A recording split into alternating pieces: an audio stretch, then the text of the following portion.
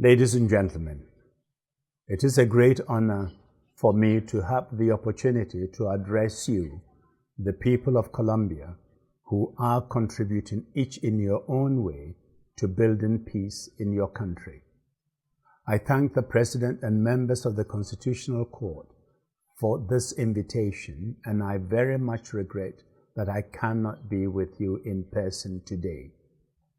I have been following with much hope the efforts underway to end the armed conflict in Colombia, a process I had encouraged as UN Secretary General. During my days as Secretary General, and indeed since then, I have witnessed firsthand the pain, anguish, and shattering consequences that violent conflict brings to states and their peoples.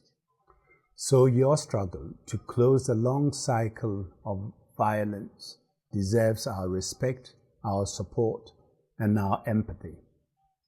The current talks in Havana between the government and the FARC aimed at ending hostilities are undoubtedly a highly significant step for Colombia, for Latin America, and the world. But history shows us that making and building peace is a complex process, fraught with difficulties and dilemmas. How can both justice and peace be achieved? How should the crimes of the past be dealt with in the future? How should reparations be weighed and accorded? And how can political space be opened up for the former adversaries? There are no simple or uniform answers to these questions. Every conflict has its own particular characteristics. Nevertheless, there are common denominations of experience. Trust is essential for peace to take hold. Trust must be built up step by step into a momentum of confidence that takes the peace process forward.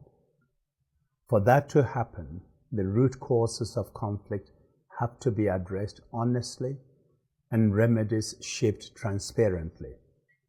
And for any peace process to succeed, it must be inclusive and based on a frank dialogue among all the protagonists.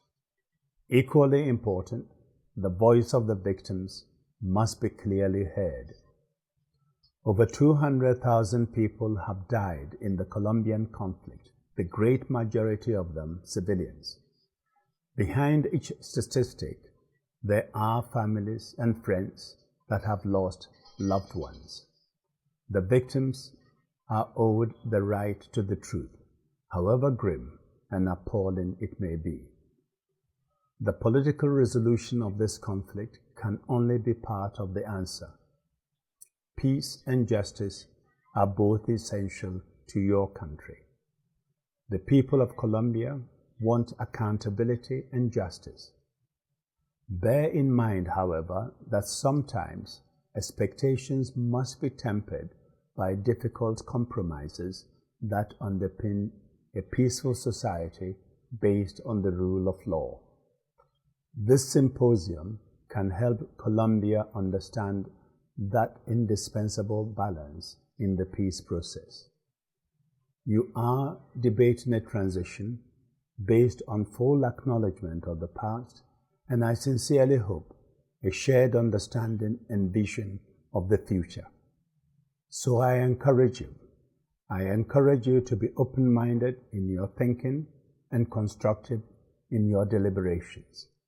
I wish you every success in your discussions and in your efforts to shape a brighter and more peaceful future for your country.